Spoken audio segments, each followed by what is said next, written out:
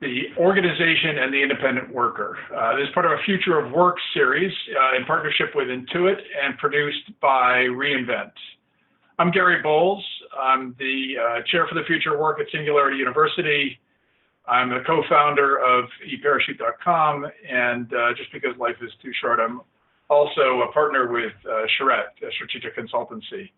I want to thank you for joining us, and I want to thank our panelists for being part of this conversation. Our focus today is on the strategies that organizations can use to be able to incorporate an increasing group of independent workers. Today, about 40% of all workers in the US self-identify as independent.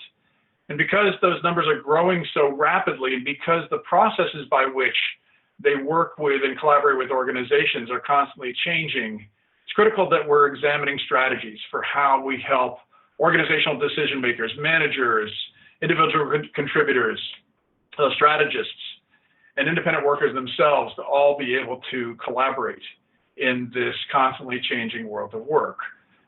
We know what work was like in the 20th century. Now, deep into the 21st century, we know that the world of work is shifting dramatically. So we want to examine a range of sort of big questions about what that world of work in the 21st century is going to be like. And because it's increasingly focused on having a big chunk of people as a part of an independent workforce, it's critical for us to be able to look at the kinds of ideas that can work for everyone.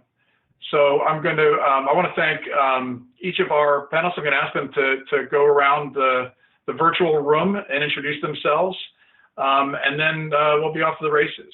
So Jerry, please start us off. Great, thank you, Gary. My name is Jerry Barrison. I am an offering manager at IBM, and I work on our talent management solutions products. I'm really excited to be here. Thank you to re:Invent and Gary for having me. One of the things that has been so important in hiring in the past 5 years, 10 years has been the changing skills that are needed in the workplace in order to be successful. And the independent worker can really add to that. And that's why this topic is so important, is to focus on skills and not jobs. And I'm excited to have the conversation with everybody today. That's great. Thanks. I really appreciate it, Jerry. Mr. Cole, would you please introduce yourself? Thank you, Gary. It's really great to be here. I'm Jeff Cole. I run the Center for the Digital Future, which is affiliated with the Annenberg School of Communications at USC. I'm an old television guy who was always taught that we lost the opportunity to understand how television changed the world. In the 90s, became convinced that digital, first the web, now mobile, was going to be far more important than television. So I've spent the last 17 years tracking digital change, starting in the US, now doing that work in 35 countries around the world. And while we look at social media, which devices people use, political engagement, media use, we've also looked deeply at work and how people work in a digital era, how that's changing. And in the one area, and my interest here is probably a little broader than the independent worker, is to the whole issue of the future of work and what's going to happen to it, the only area I am incredibly pessimistic about. Well, we'll want to explore the rationale for your pessimism as we go along. So thanks, Jeff. Zoe, please introduce yourself. Thank you. Hi, I'm Zoe Hart. I'm the SVP of Human Resources and Talent Innovation for Upwork. Upwork is the world's largest freelancing platform. We have 12 million freelancers in 180 countries working with 5 million clients. And I'm really optimistic about this and passionate about it too. Internally, we use the same model. We have over 300 full-time employees, but also over 800 freelancers from our platform are working with Upwork at any given time. So we see this as a huge opportunity, and I'm delighted to be here. So thank you. Great, thanks. And Mr. Schwartz. Gary, thanks to you and to our colleagues at re:Invent and Intuit. Really looking forward to the discussion this afternoon. I'm Jeff Schwartz. I'm a senior consulting partner at Deloitte Consulting. I lead globally our research and human capital issues, but probably more pertinent for this afternoon's discussion is that I lead our future of work offerings here in the US, as well as working with our global team.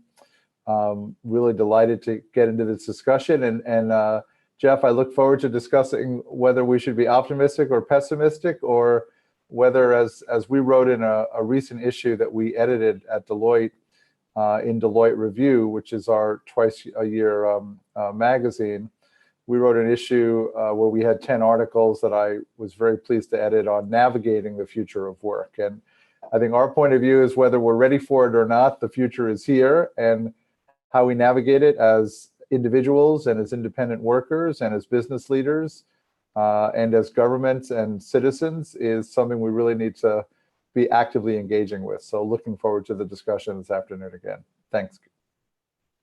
That's great. Thanks, Jeff. So I'd like to start off with some of the sort of framing issues. I'd like to make sure that our viewers have an understanding of some of the macro trends that are really driving this. And so just because you're obviously spending so much time interacting with people who would classify themselves as at least as part-time independents, can you just help us understand a little bit about some of this trend towards the independent worker, and what do you think of as some of the sort of major, if there's any numbers or ways you can help us to understand the scale of the trend? Yeah, I mean, I think the point that it's not the future, it's here already, that really resonates for me. We have 55 million people freelancing in the US in 2016. That's 35% of the workforce, with 5 million of those people saying that they are thinking about that becoming their primary income and primary driver. Typically, we think about the freelance population and independent workers as three sort of categories. One is traditional ICs, so the folks who absolutely are running small independent businesses or big independent businesses that they themselves are the freelancer.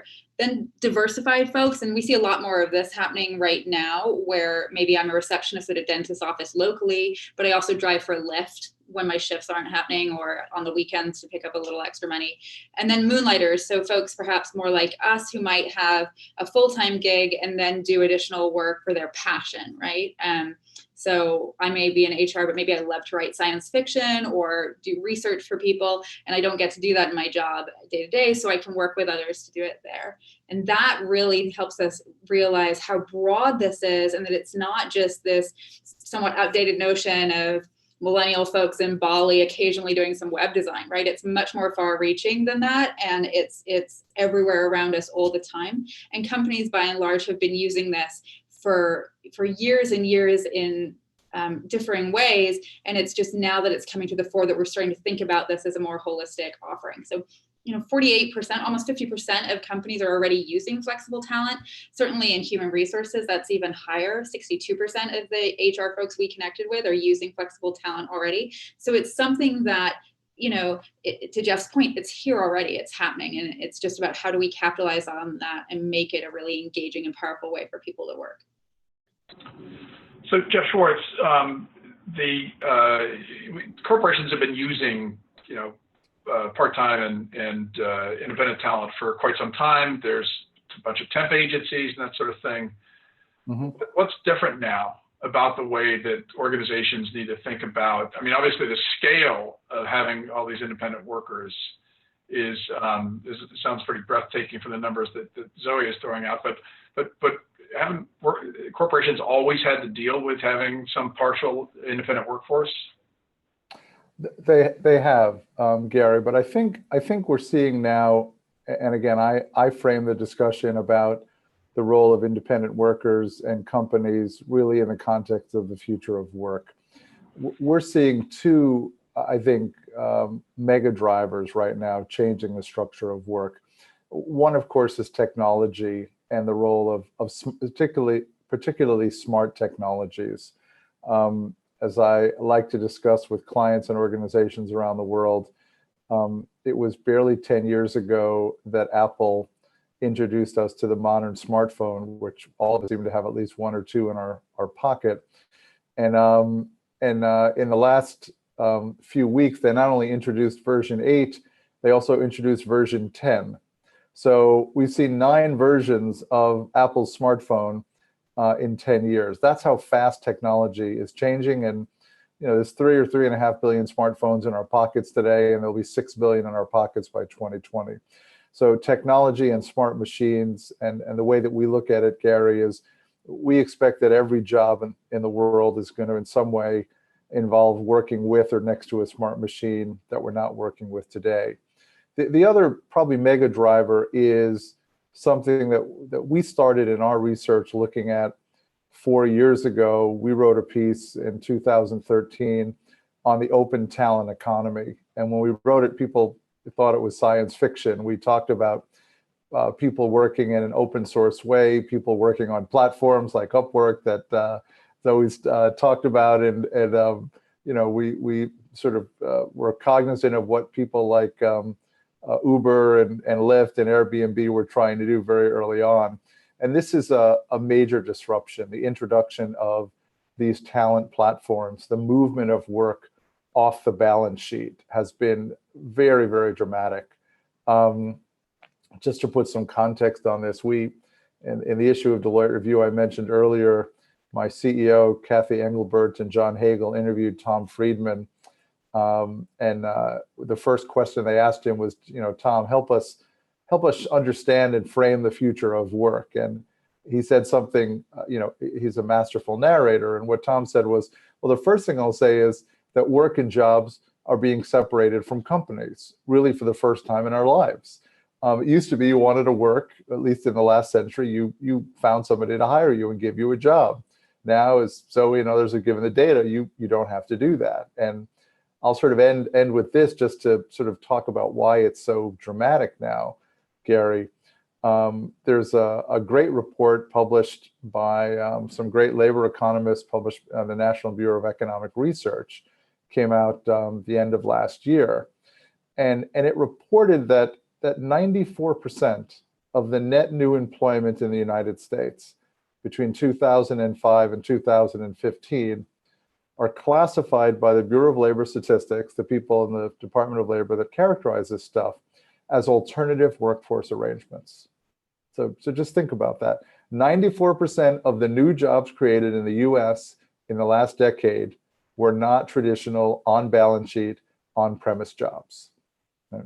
That's where work is being created. So whether you're an independent worker who's looking to find your next gig or your next project, which we'll talk about in a little bit, or if you're a corporation looking for talent, one of the things that companies are beginning to wrap their minds around, Bill Joy told us a long time ago, there are more smart people outside your organization than inside your organization. We need to be as comfortable working with independent workers as we are with workers who are working within our organizations, because that's one of the ways we're going to be able to staff and do the work that we need to do going forward. So just a little bit of context about why I think this is so important. No, I appreciate that. So Jerry, with IBM and the Watson Group, so how do you think about some of these issues that are driving the decision making within organizations, especially as it relates to independent workers? But you've got obviously these really substantial needs for talented people in the future, and are organizations simply making expedient choices in saying, okay, great, we'll hire independents because we just can't find enough people? Or how do you think about the context in which organizational decision makers are assessing the future talent needs and where independents fit in that?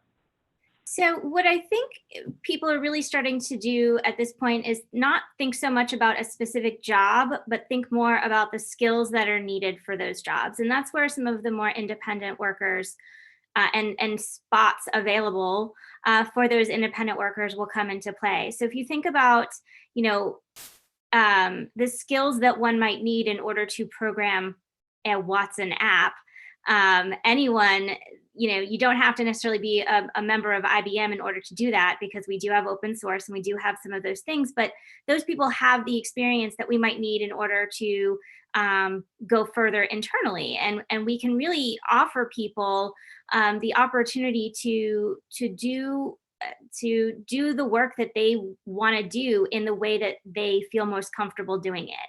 And I think that it's not just about IBM, it's about the larger corporations like IBM making that transition from the traditional worker to thinking more about how you're going to get to the future. How are you going to get where you need to go with the products that you're working on?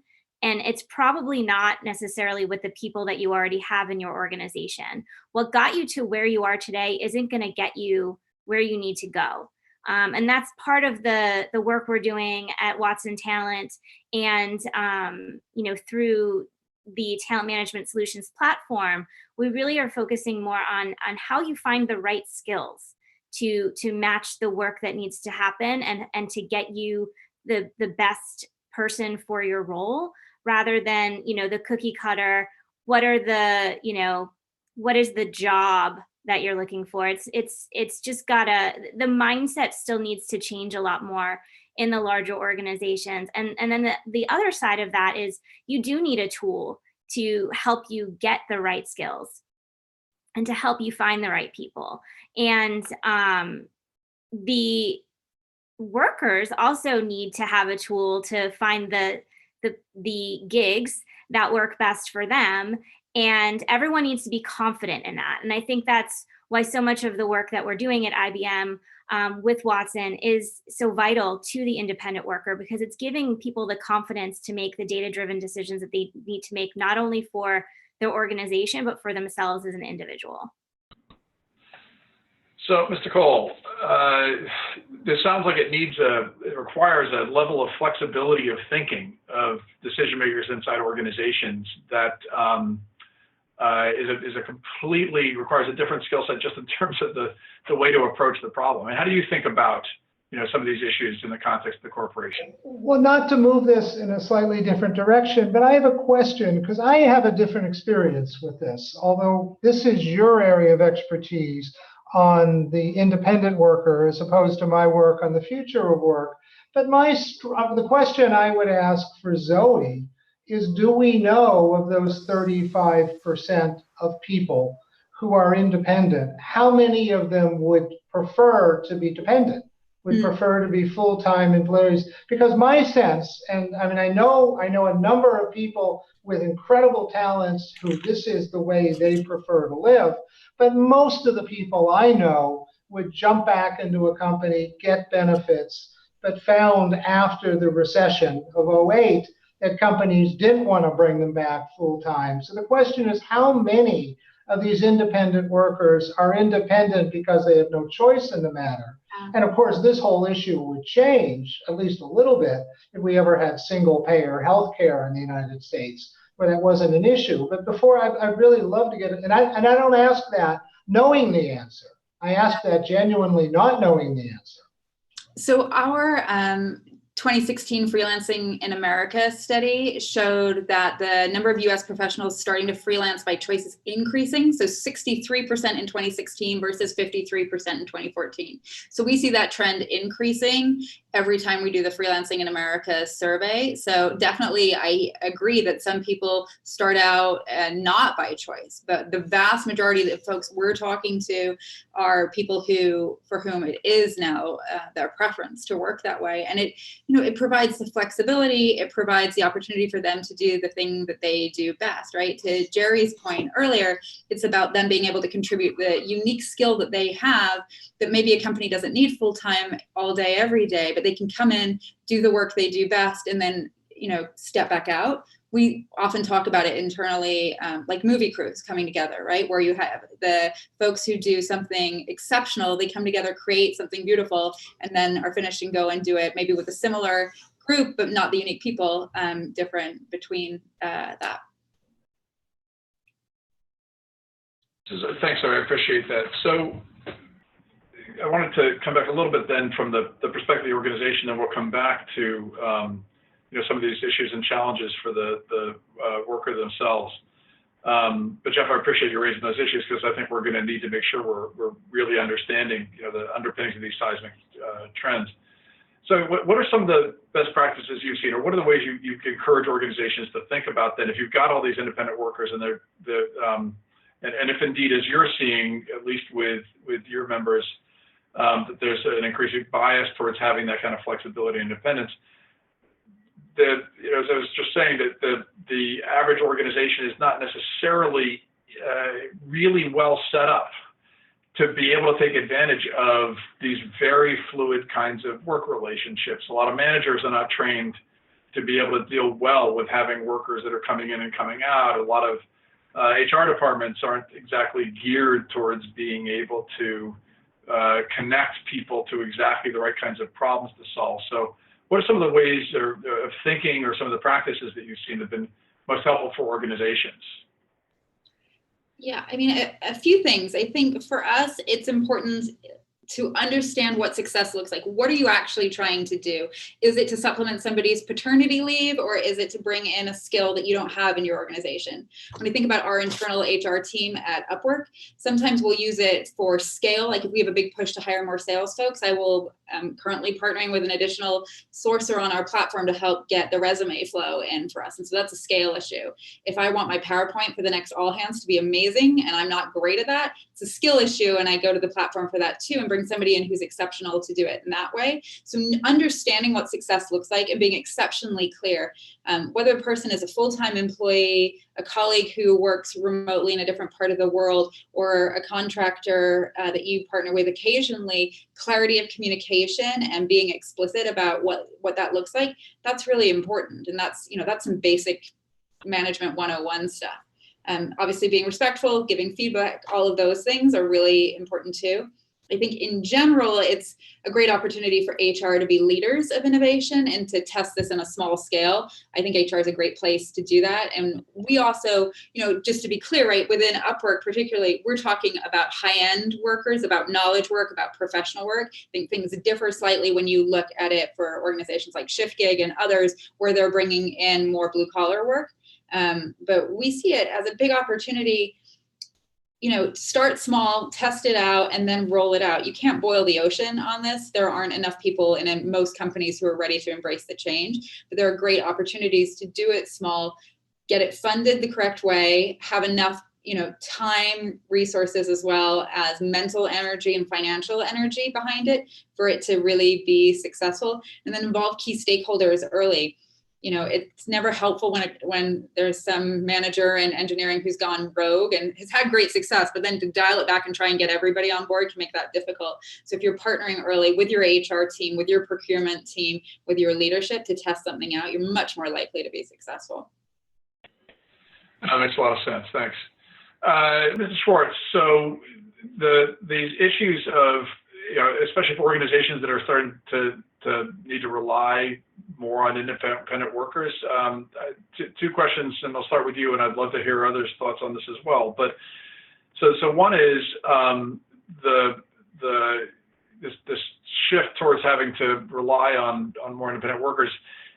Do you think overall that one of the major drivers is that organizations just are not going to find enough talented workers that want to be working full time, and that's driving this need to be able to leverage more independent workers? And then the second part of it is that if that's true, then, and increasingly you're going to have this higher percentage of independent workers, what does the organization need to do in terms of how it thinks about how it's structured? I mean, that's not the sort of standard traditional command and control environment anymore.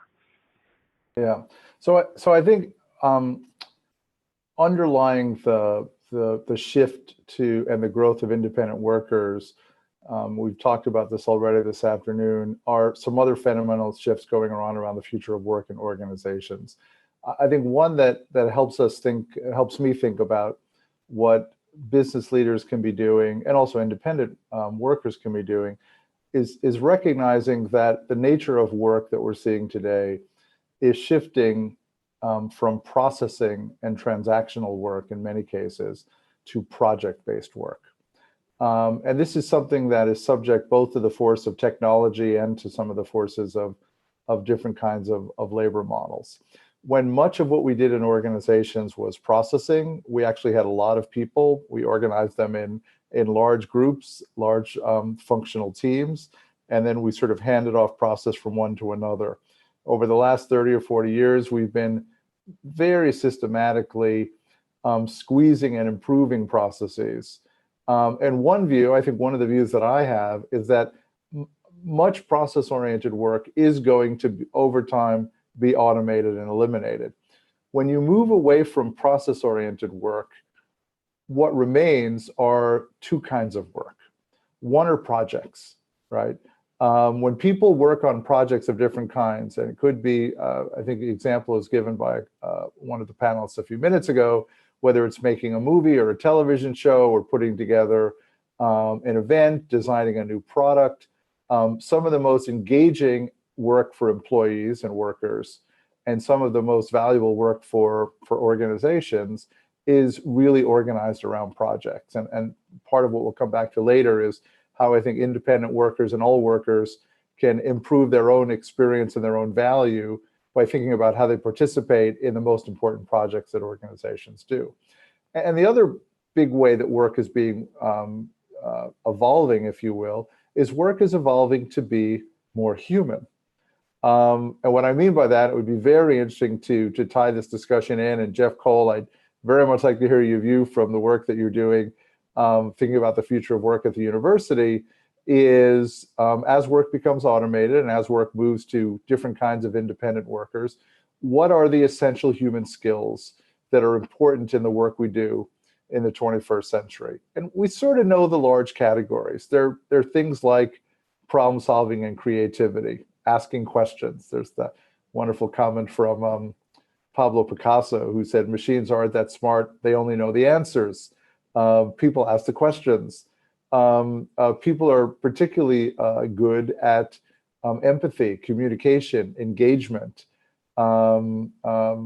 narrative. And people are uniquely good at actually managing and supervising and coordinating teams. So I think one of the things we're going to see, and this relates both to how the organization and work is structured, but also what we are focusing on as individual workers, is recognizing this shift from process to projects and recognizing the shift to 21st century work, which I'm hoping we'll come back to, Gary, talk a little bit about what's going on in 21st century work, what are the essential human skills, and what that means both for independent workers and, I guess as Jeff called them earlier, dependent workers, those of us who work for company and organizations.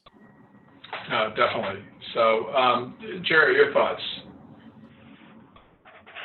Yeah, so I actually just wanted to piggyback a little bit on what Zoe was saying before. One of the things, as we're thinking about what corporations and companies need to do in order to be successful in having independent workers isn't just about finding the talent, but it's also about making the talent feel like they are part of the team internally and making sure that you have an infrastructure that supports them as team members and they're not made to feel like they're independent in the sense that they don't have anyone in the organization. I think one of the things that always strikes me as interesting, and obviously there's co-employment issues and there's, all of that stuff going on, is that, if you go into a really large organization, the people that are working independently usually have like completely different color badges and are really made to feel like they're not a part of what the work is that's happening. And I think one thing that we can do to help corporations think about that is,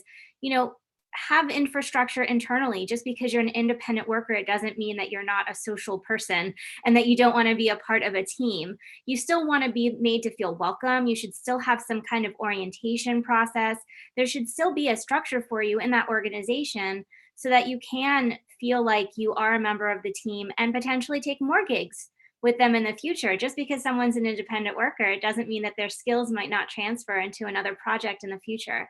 So think about how you not that you necessarily need to transition those independent workers to a permanent job. That might be a scenario that comes up, but potentially there's an opportunity to network internally and to really get a community going within the organization so that there is an infrastructure for your contractors, for your independent workers, that makes them want to continue to contract with you. Because if you've already found a great independent worker, you probably want to hold on to them just as much as you would a full-time employee. And so that's one of the things I also think companies need to start thinking about, not just how you find the workers, how you retain them. Right. No, I think that's a great mentality. It demands, what you're talking about demands a much more fluid way of thinking about management and about teams in a workforce. I've recorded a series of video courses on the future of work on LinkedIn, and one of them is about hiring and managing a future workforce. And I talk a lot about independent workers and this more fluid sorts of situations where it's absolutely critical that the managers are given the tool set to be able to do exactly what you're talking about. There's when you can see all the people that you manage, and you've got everybody there 9 to 5, and everybody's touching each other. That's only one context, but that's a decreasingly common work environment. So, Mr. Cole, in your looking in your review of sort of the changes in the world of work, are you seeing this kind of fluidity, especially now that people are leveraging, what often is talked about as the consumerization of the organization, where they're having these mobile technologies that just allow them to have these fluid work situations? If I can make it just a little bit broader, I started this by saying I think I'm an optimist in all issues in my life. I believe, despite all the bad things that can happen on the internet is a force for good. I said this was one area where I am, at least until I can learn more, be a pessimist.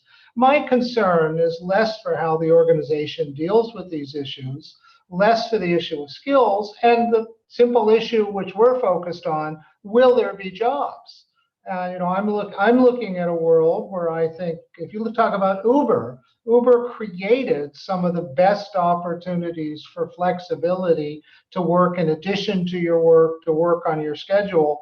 I'm now not concerned. I think you can make a case that every driver job in the world is on a path to oblivion. I think almost every checker job in supermarkets, if you look at the Amazon Go model, is on a slow path to oblivion. Law firms, at least in Los Angeles, say that 20% of the work they do is now being done by artificial intelligence and machines. And the AMA has said that as much as 40% of surgery in the next 30 years is going to be done by machines. So I worry historically about, in the best evidence we've been able to collect, in 1900, about 1 million Americans made their living through horses. Blacksmiths, carriage makers, people who clean up after horses. And today about 40,000 do. But historically, the new industries have always, in this case automobiles, has created more jobs that were lost. I don't see that happening. I really worry whether there's going to be employment for the mass of the country. I see millions of jobs disappearing.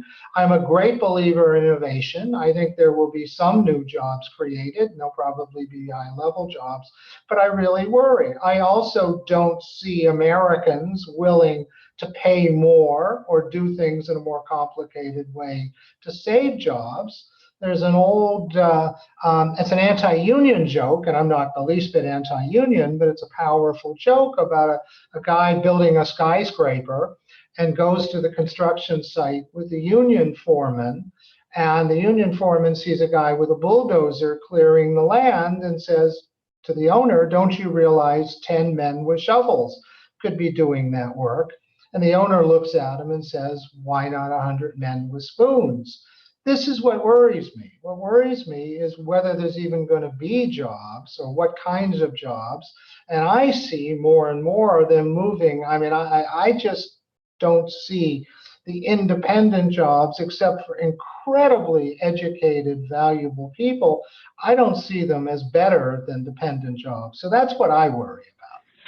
So let me just do a quick setup here, because obviously it's a topic that we're all passionate about. So just a couple of things. So and I keep trying to sort of guide the conversation to a couple of anchors, but obviously these macro issues are critical.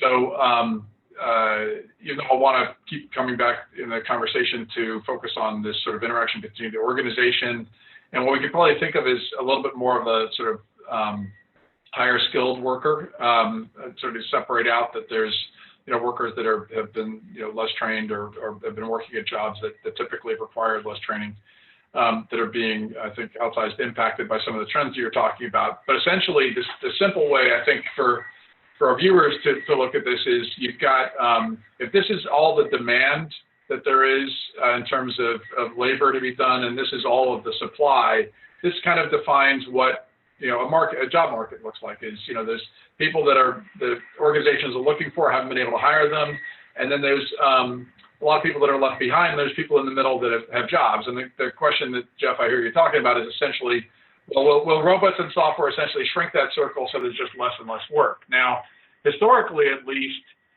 in the United States, even in the greatest downturns, even during the worst part of the meltdown, even for just traditional jobs, there were 3 to 5 million job openings in the United States. And what we keep hearing, and I think so from so many of you and organizations that you talk to, is that organizations, strategists are actually worried about finding the talented workers that they need in the future. So essentially what we're trying to do is we're trying to navigate this extremely disruptive period in our economy and in our society, is to try to project in the future. And I feel like one of our biggest challenges is we have a relative collective failure of imagination, because the pace of change is so rapid, we can't really envision what 2050 is going to look like. We can only make guesses, and then because we can't envision all of that work that's going to be created, then obviously we have these challenges. So if we were standing in a cornfield back in 1850, and I told you we're going to shift from this agricultural thing where 50% of all the workers in the United States are doing something related to working in a farm, and 150 years, we're going to have an economy that is going to have corporations and mobility, and it's going to be global. And oh, by the way, we'll be able to jet around the world, and there'll be 3 billion jobs for people. We probably would have had a collective failure of imagination back then too. So it sounds like to me, at least from some of the issues that you're raising, Jeff, is that we just don't know. That is, we can't see, will in the future the work that is created by technology,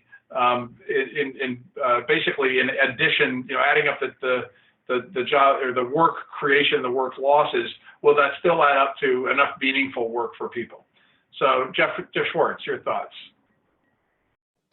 Well, I think I like the challenge that you and Jeff are putting to us. I like the frame of thinking about it relative to our imagination. A much better economist than any of us, John Maynard Keynes, wrote a very famous essay, I think in around 1930, and he wrote a letter to his grandchildren. And one of the things he was worried about was technological unemployment. This is 1930. And he foresaw an age for his grandchildren, which is before us, of course, where they'd work 15 hours a week. Now, an interesting way to look at that is John Maynard Keynes, again, a brilliant economist, looked at the work that was being done in 1930 and thought, well, if this is all there is to do, there aren't going to be a lot of jobs, we're going to work less. But in 1930, there was no such thing as modern healthcare. In fact, the healthcare industry barely existed. There was really no such thing as modern education. There was no such thing as the entertainment industry. Probably among the biggest industries in the world, retail would be another one. As these industries exist today, they literally were not on the horizon, in a sense, in 1930. I'm not being critical of Professor Keynes at all. So I do think there is a challenge to our imaginations. And I think, Jeff, Cole, to come back to your comment, I'm being a little bit tongue-in-cheek. I'm pessimistic in this sense.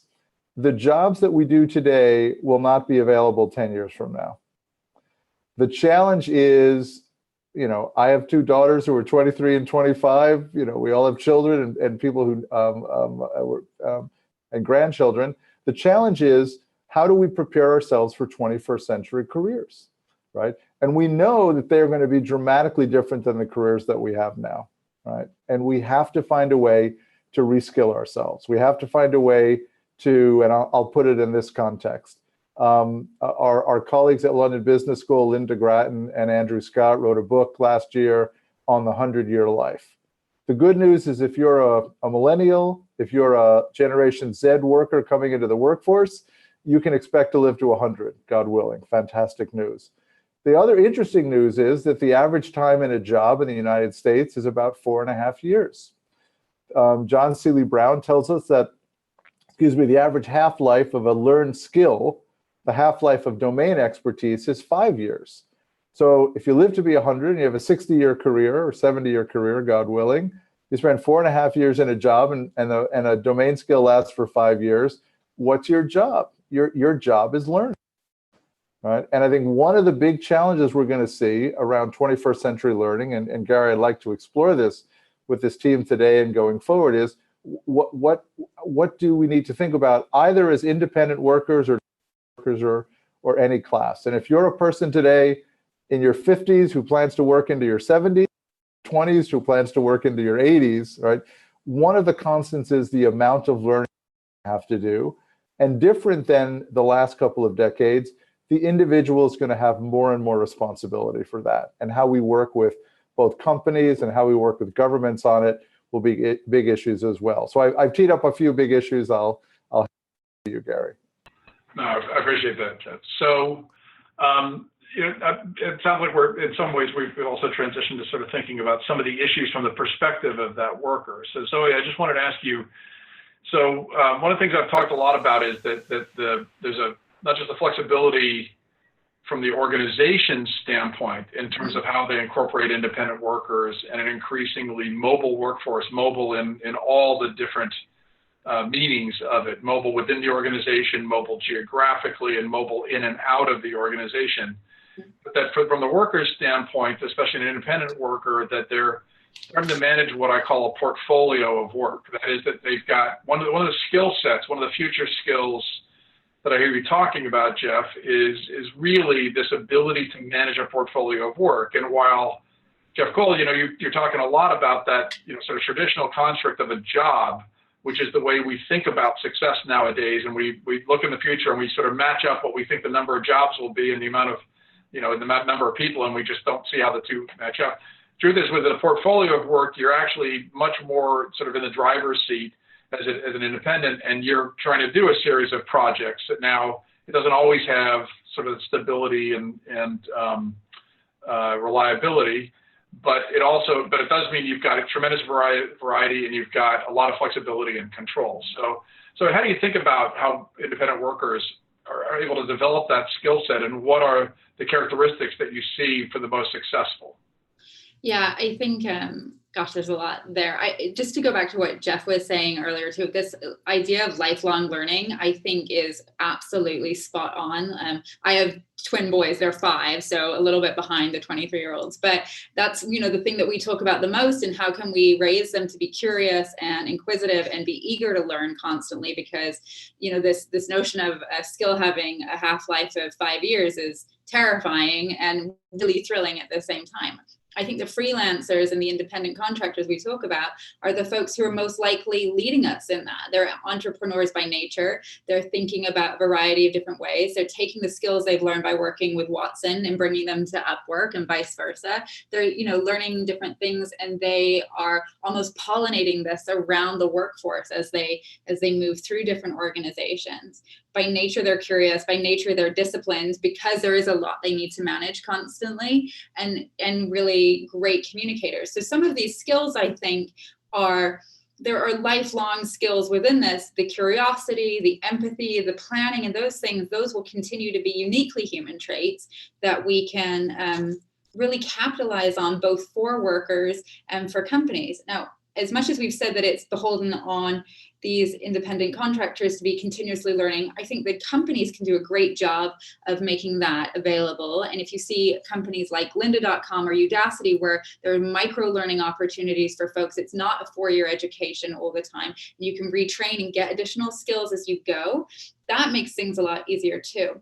And to harken back to one point that Jeff made earlier, the other thing that I wanted to say about the evolution of work is that it wasn't very long ago at all. We didn't have social media managers. We didn't have contingent workforce managers. Those jobs are newly created and integral to our businesses. And as we also support more transitions to remote work, one of the things that does is that creates support industry jobs within the communities where the workers are earning more money, right? So if you are somebody for whom you're a web designer, but you need to go home and look after your mom after she's recovering from surgery, and that's somewhere where there's not a lot of web design jobs, you're making that living, and you're going out to lunch, and you're going to the shops, and you're buying groceries, and you're getting new shoes, and all of those things are still infusing money back into places that don't have these big job markets in the same way that New York or San Francisco or Dallas may. So I think there's a lot of opportunity here, and it's also how we look at it and how we talk about it that will help us move it forward. So I absolutely agree. So we're completely of the same mind. When we talk about specifically about the kinds of strategies that can move the needle, yep. The support, the process for supporting remote workers, independent, whether part-time, whether full-time, is actually one of the biggest strategies that organizations can explore to deal with a range of challenges. The inability to find the talent that they need, the challenges of rural areas that are having their workforces either on the beach or evaporating as kids move to the city, and the ability to continually leverage new skills and new capabilities as rapidly as possible. The problem is that in many organizations, we've not trained our managers to do it well. We don't offer them the incentives to manage remotely. Organizations make relatively public pronouncements about suddenly wanting people to be on site, working where they can be seen, and unfortunately these are all the ways that we can actually have a really significant impact economically is to actually unbundle what we think of as the job, the formal requirements of a job, and to make it more flexible. So Jerry, your thoughts? I actually had one thought just to piggyback on what Zoe was saying about continued learning. One of the things that a lot of companies can offer their employees is the concept of badges, and really think about getting different levels of badges and different skills, so that as you're seeking that next project, you really have a way to move those independent workers around within your organization and keep them interested, but also offer them those opportunities to get those badges, and to think about different ways within your organization you can offer them that continuous learning, so they have some kind of investment. And also, just going back to what Jeff said, the jobs that existed 10 years ago, don't exist today, and so on and so on and so on. We didn't have a NASA space program. We didn't have, any of those things. That next thing is coming. Tesla might be that next thing that propels us into a completely different economy. Just thinking about sustainable and energy and just sustainability in general, that's a huge way that people can get involved in a completely new sector. And we're going to need independent workers that have those skills to help us get there. So I do think that it's not about what we're losing, it's about what we're gaining in the future, and how companies can give their current entrepreneurial spirit in those organizations to help them get there, not just through independent workers, but through the workers that they have as well, in a combination, in a team. No. Go ahead. Sorry, go ahead. No, you. No, absolutely. So, and one of the things I want to point out too is, at the end of the day, how the work is allocated within an organization is actually a set of decisions, right? Yeah. So, as we talk about the potential for robots and software automating a ton of tasks, and the truth is they don't take jobs, they take tasks.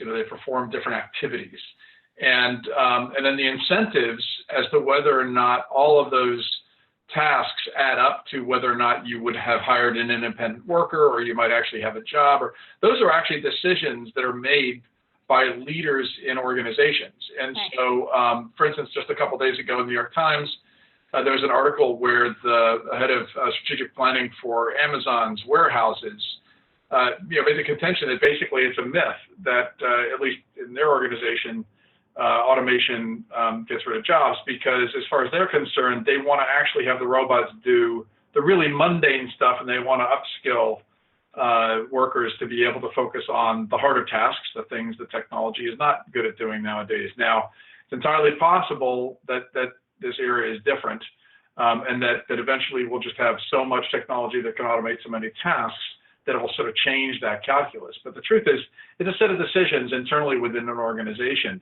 So Mr. Cole, I know you think of yourself as a resident pessimist, but do you have ways of helping organizational leaders to be thinking about that sort of, the ways that they're allocating work within the organization, the ways that you think this sort of digital transformation is happening, and how they can sort of think differently about the way that they're using their talented people? Yes, I mean, I've expressed my negative views. Let's move past that. I think I think what I think clear, but that doesn't mean that I don't think there's incredible value in the discussion we're having.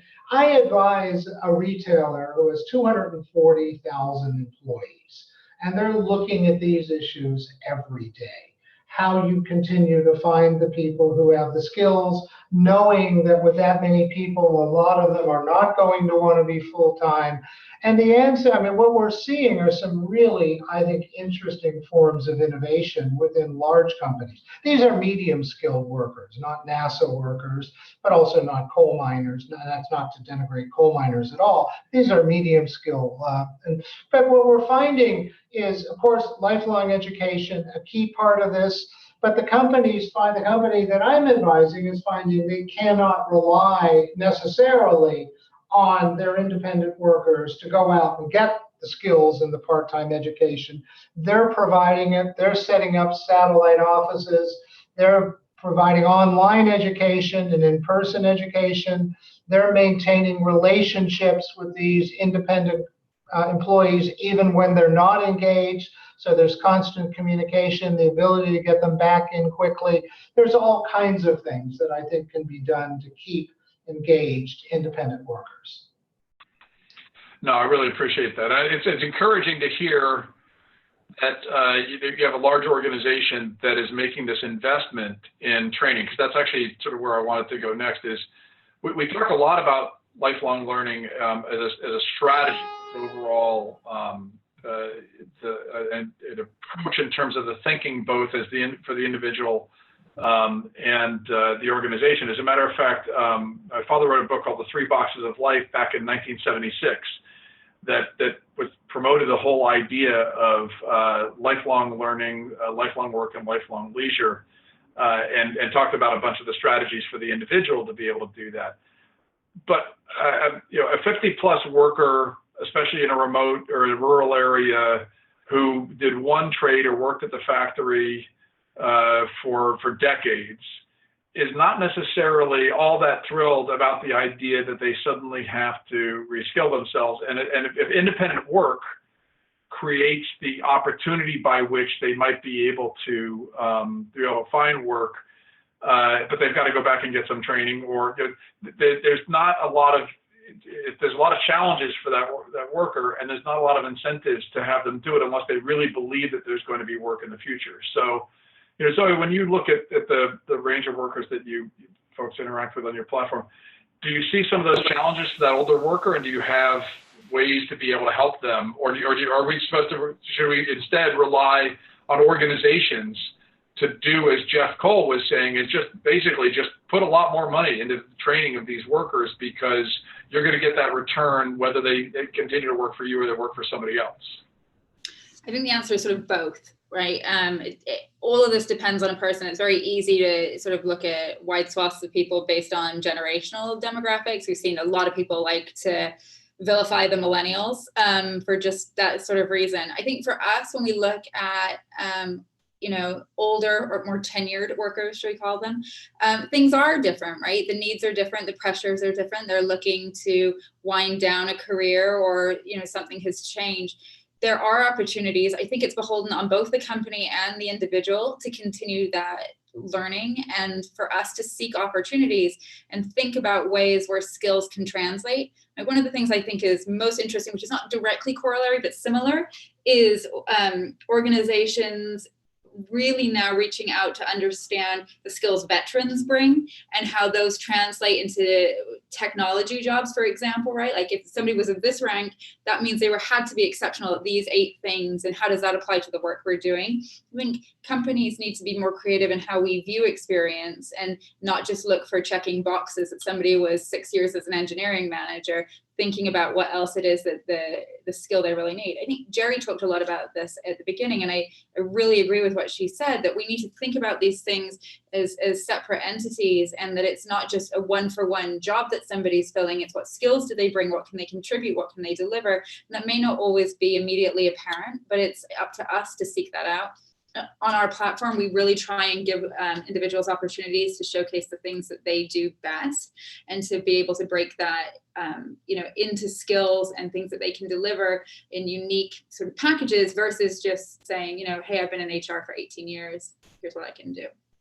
No, absolutely. And in a world of more fluid work, and especially independent work, I was actually trained as a career counselor when I was 19, and leveraging using the techniques from a book called What Color Is Your Parachute?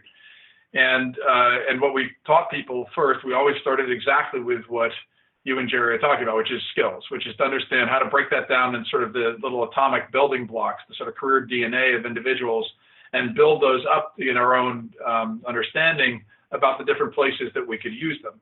And what's marvelous about the era for the independent worker is, because every human has such a unique set of skills and is, by their own experiences and their own proclivities, they're able to solve a range of different problems. Everybody's completely unique.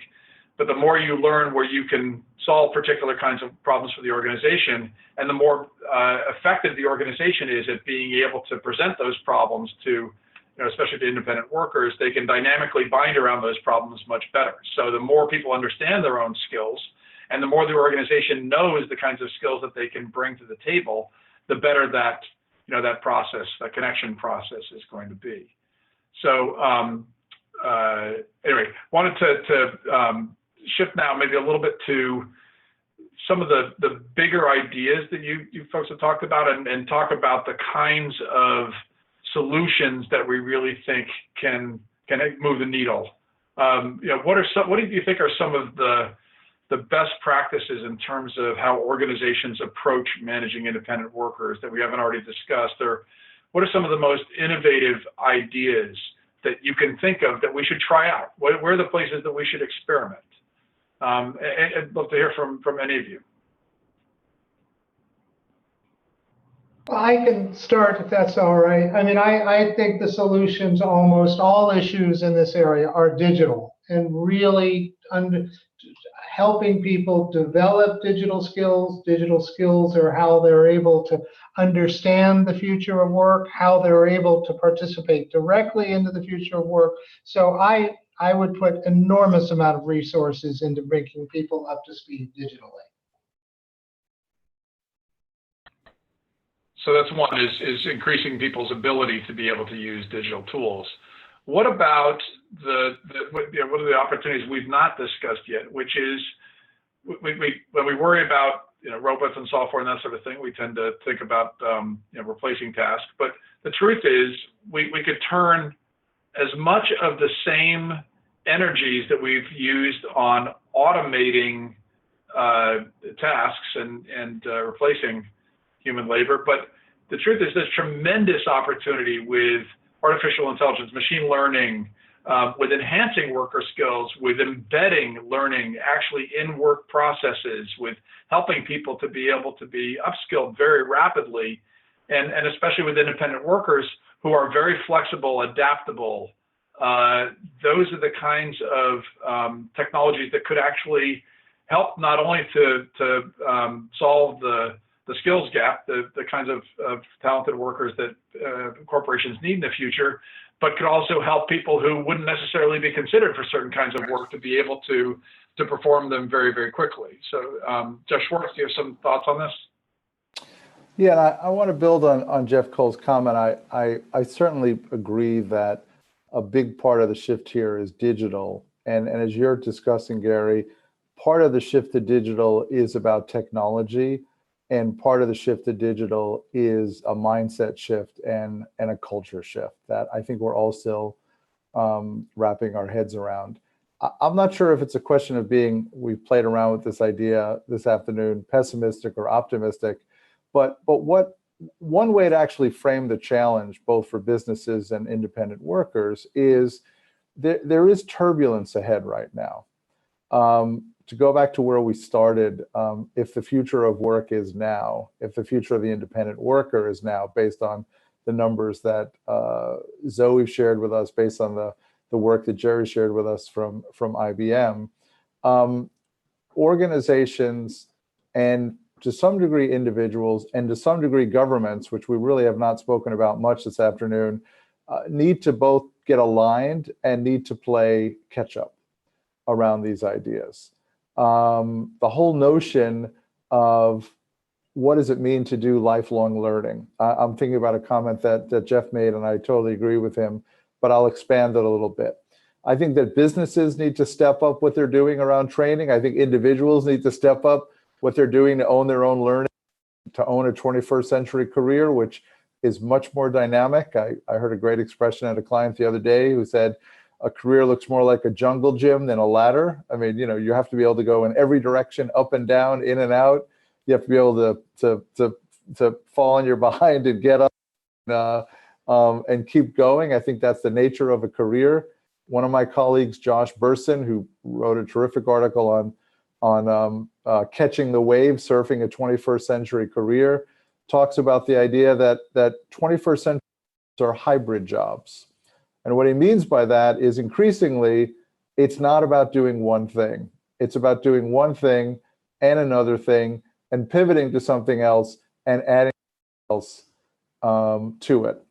And there's the image that I think was in a question a little bit earlier. And it's a very tough image for us in the US, but I think it's a tough image around the world of the 50-year-old worker who's been doing for her career or his career, and their job goes away. Well, whether you're a 50-year-old worker, 30-year-old worker, or a 60-year-old worker, there's a high likelihood that the job and the work that you're doing is going to substantially change. And it's not a young game. Lifelong learning is not about what our 20-year-old, 5-year-old do and then look at what happened. I mean, all of us are expecting to continue to work, have to find a way to get into that game, and then look at what we can do, what companies can do, and what governments can do, because relatively little of educational programming and infrastructure we have today is actually designed for the kinds of careers and the kind of learning that we're talking about. So again, I'm not optimistic or pessimistic about that. I think there's a lot of work to do on the educational front. So, absolutely. But historically, I think back to Jeff Cole's point about the prizes, historically, what's been a challenge, and especially most recently, is that in the economic downturn, at least in the United States, during the Great Recession, organizations made significantly lower investments in training. And especially this whole idea of training an independent worker who is only temporarily bound to your organization. How could organizations do the calculus that is going to let them make those kinds of investments? What are the processes? How could organizations think differently about those investments in training and development that are going to encourage them to be able to help upskill the range of workers that are working with them, and especially independents? Jerry, do you have some thoughts? Yeah, I actually was just going to, just thinking about, obviously the main topic here is what can companies do, and thinking about, what we were talking about before, that many companies treat independent workers as a separate entity. One thing that companies really can do to help with training and help with improving that skill level is allowing your independent workers access to your intranet and giving them the same opportunities that their regular employees are getting.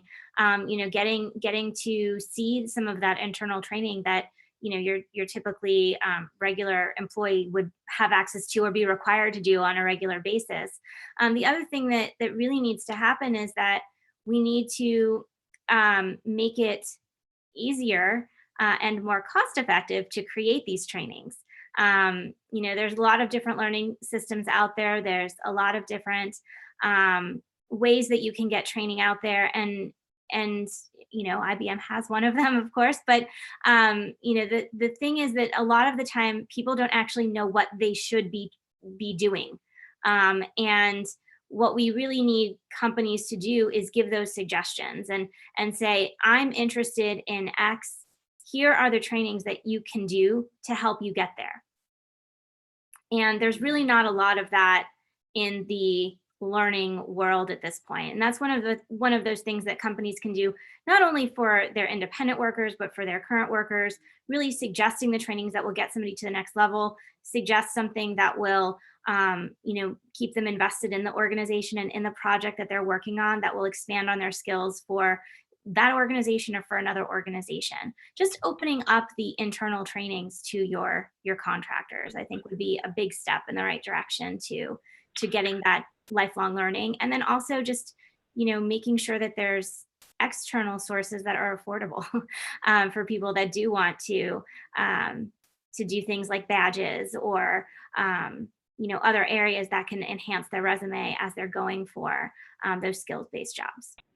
No, I really appreciate that. I think I heard two different things that what you're talking about. One is to make the resources more broadly available, and organizations can do that by, as you were talking about, exposing internal training opportunities so that people can learn more outside the organization and then be prepared to work with the organization.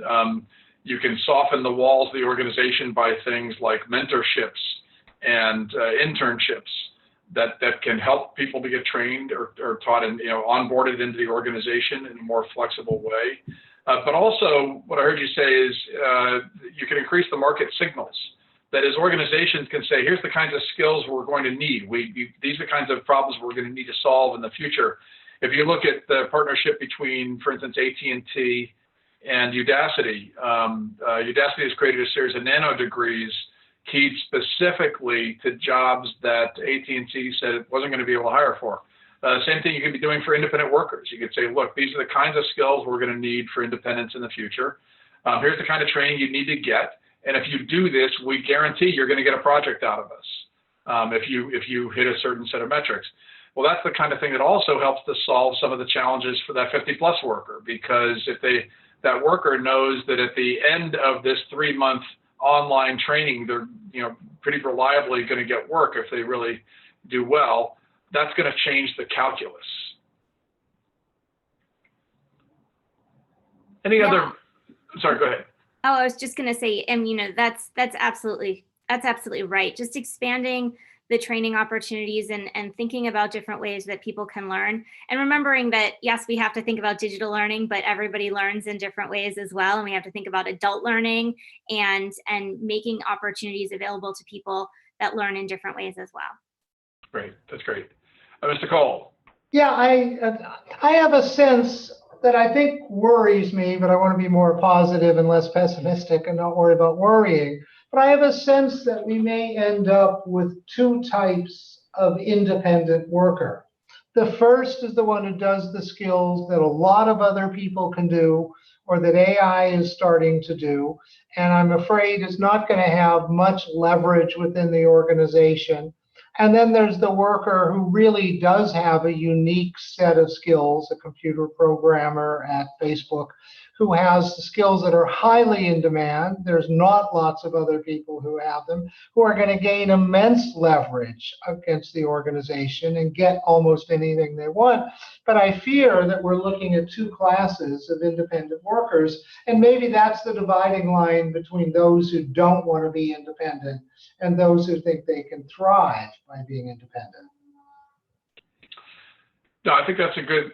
I think it's important to look at sort of the range of characteristics. I'm not usually maybe I'm too much of an optimist. I don't normally look at them as sort of a binary sort of thing, but I do think there's a set of characteristics. There's people with a growth mentality and people with a little bit more of a fixed mentality, and those with a fixed mentality, those who either don't see themselves as being able to adapt are going, or who don't believe that there's future opportunity for them. That it's definitely going to be just a harder world for them to be able to work in, because it does require this level of flexibility that we were talking about. Certainly, if organizations sort of change their calculus a little bit and make themselves more open to these kinds of flexible work arrangements, that can have a tremendous impact. So just because I think the issue was raised, maybe Jeff Schwartz, when you were talking, the one issue we haven't delved a lot into, but I'd just like to get your general thoughts of the group here. Policy. So what do we think?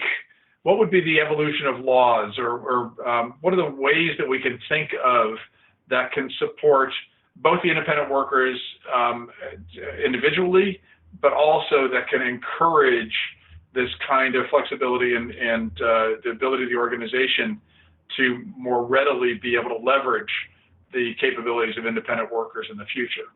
Anybody have any thoughts on that?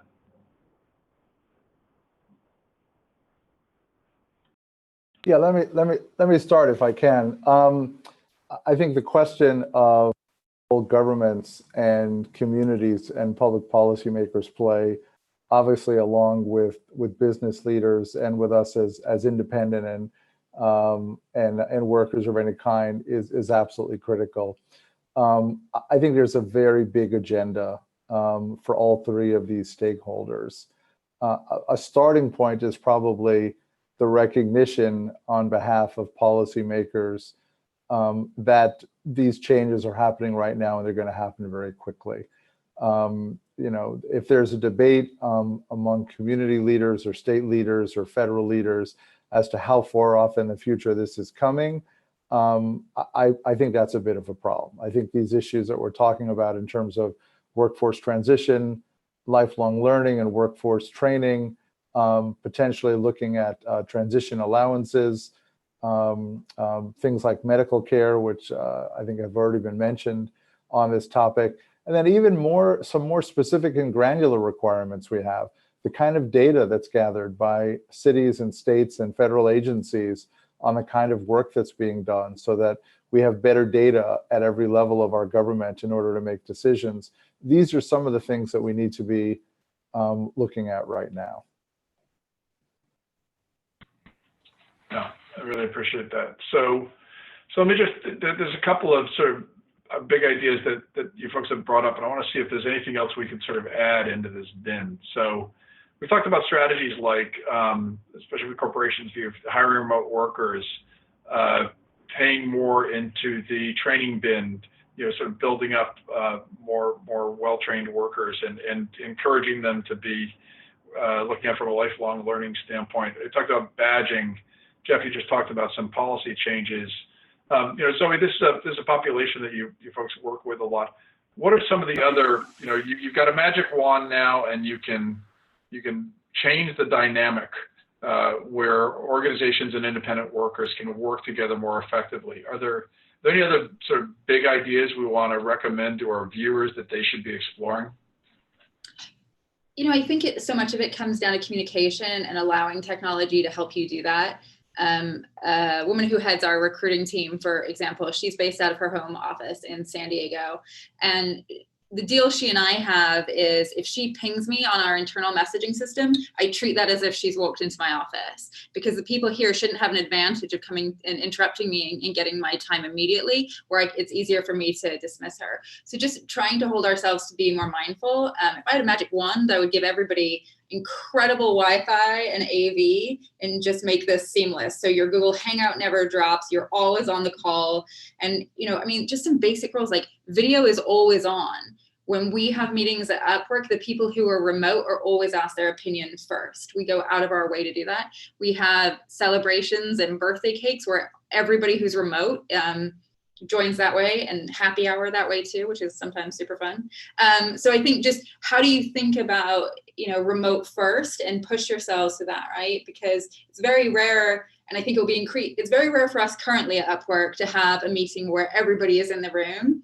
And I think 5-10 years from now, nobody will have a meeting where everybody is in the room. So how do you push yourself to think about those things. I think those are things that would make it much easier, because what we're looking for, right, to Jerry and Jeff's point earlier, it's human connection. It's very basic for us at the end of the day. I want to know that you thought I did a good job, or I want to know where I could do better next time, and hear the feedback and look in your eyes and see whether it was good.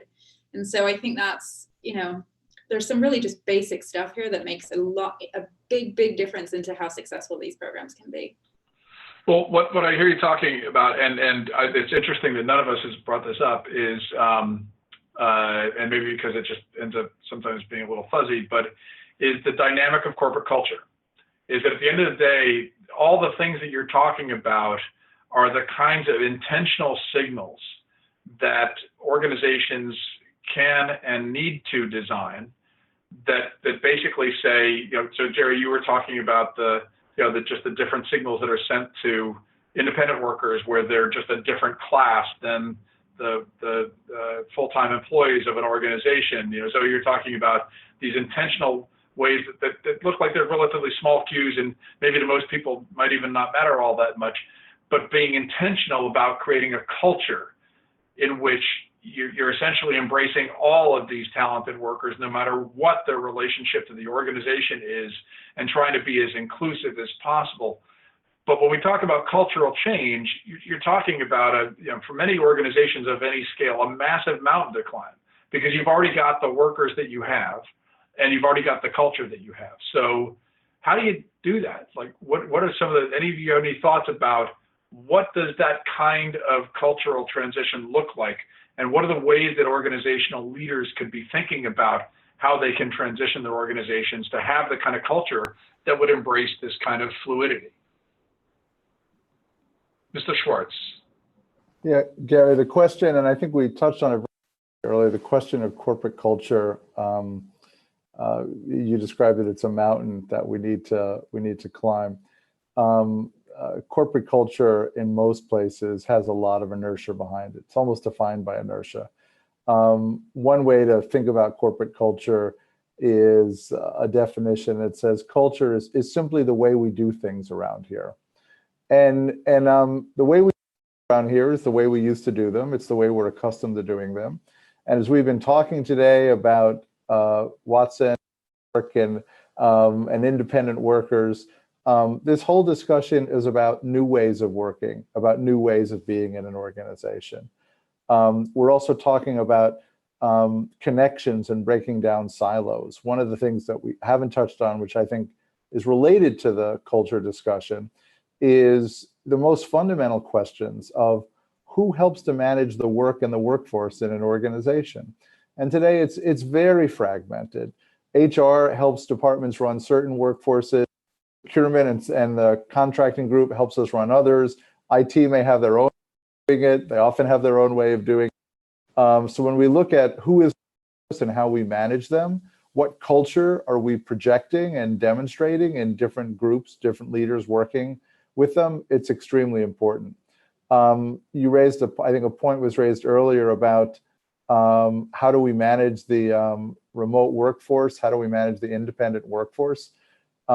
We mentioned data early on about how fast, and Zoe did as well, how fast the independent workforce is growing. Absolutely every corporate leader in this country and around the world needs to be thinking about, are we preparing especially our team leaders and our managers and our divisional leaders to manage this kind of workforce, and both to manage the workforce and the culture inside and outside the organization. I'd love to get some comments from Zoe on this, but Zoe, what I'm seeing is many of the workers inside large organizations resemble in many ways independent workers as well. They think of themselves as looking to go from one interesting project to another, right? And they're really thinking about, if I can find that next project here at Deloitte or Upwork, I'll stay here. But if I can't, I may go somewhere else. So also a question of mindset. Can we apply the same for being successful with independent workers to workers within our organization, on our street, if you will, to give them the same opportunities and the same kind of experiences? Yeah, I mean, I think absolutely. I think if we don't, we're going to be a huge, deficit organizationally, and the companies that aren't thinking that way won't be able to keep up with those who have embraced it. The more we can think about work as, the part that's being managed, and people as the folks who come together to do that work, the better off I think we're going to be. And that's regardless of whether you're a full-time employee or an independent contractor. And people, I think, will be fluid in that as we evolve over time. We'll see people going, okay, I took a full-time job for a while, now I'm going to freelance. I mean, we see that here, to be honest with you. We have some people who have been freelancers who then joined Upwork in full-time capacity. We have a couple of folks who have done it with us for a while, and then they're like, you know what, I'm going to go live here, I'm going to go and travel, and I'm going to work for you on the platform when I can. And so that's been a really interesting tide to see how people are coming and going. And I don't think we will see the generations in the future commit to one way of life around their employment status indefinitely. I think it will ebb and flow, and it's up to us to embrace that and harness it, because that's amazing. All these people come back with different opportunities and different perspectives, and how silly we would be and how remiss we would be for the impact it can have to our bottom line to not embrace that. But where the rubber meets the road, my contention is how we think about managing and managers. Is that role, if indeed we're going to shift more and more to project management, then the command and control structured organization starts to dissipate, because instead you've got groups of people that are trying to dynamically bind around problems, and the skill set for who guides them to do that doesn't look like a traditional manager anymore. It doesn't look like that person who has, employees and people that they control on a day-to-day basis, in a historical manner. So I'm going to contend that a good part of the training and the cultural shift has to be focused on those managers, because that's really the sort of the fulcrum of where this shift to the new world of work is going to happen in the organization. So we've got just a couple of minutes left. So any more sort of big sort of game-changing ideas that we can explore, that we can suggest to decision makers and organizations to be considering, or you feel like we've hit our core targets here? Mr. Cole. Yeah, I mean, what we're talking about, and this is, to me, I've learned a lot more than I've contributed, but what we're talking about is a massive change in culture. I gave a talk about 10 years ago at AT&T. This was to talk about digital issues for people who were retiring, and almost every single person in that room had spent their entire career at AT&T. Some of them 50 years, and what a quaint notion that is. And when you think about, I've always studied culture through film and television.